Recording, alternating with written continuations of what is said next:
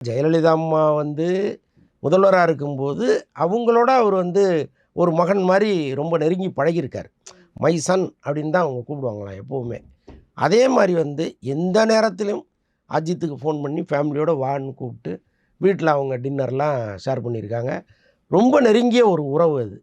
அப்போ அவங்க வந்து இவர கட்சியில சேர சொல்லி கேட்டதாகவெல்லாம் தகவல் இருக்கு. ஆக்சுவலா என்னன்னா, அஜித்தினுடைய நெருங்கிய வட்டாரங்கள்ல பேசுற விஷயத்த தான் நான் இப்ப சொல்றேன். அவங்களுக்கு அந்த தலைமையே அவர் கையில ஒப்படைக்கிற எண்ணமெல்லாம் ஒரு காலத்தில் இருந்திருக்கு. அவரு தான் அத வந்து வேண்டாம், எனக்கு இது சரியா வராதும்மா அப்படின்லாம் சொல்லியிருக்கிறாரு. இல்ல, இல்ல நீ யோசின்னு சொல்லி அனுப்பிச்சிருக்காங்க. இவரு வந்து அவருடைய நண்பர்களோடு டிஸ்கஸ் பண்ணியிருக்காரு. இந்த மாரி அம்மா சொன்னாங்க, என்ன பண்ணலாம் அப்படின்னு. இவரை தவிர நண்பர்கள் எல்லாருமே அது ஓகே சொல்லியிருக்காங்க. நீங்க வந்து ஓகே சொல்லுங்க. ஆனாலும் ஃபைனல் முடிவு அஜித் எடுக்கிற ஆமா. முடிவு தான். நீங்க ஓகே சொல்லுங்க.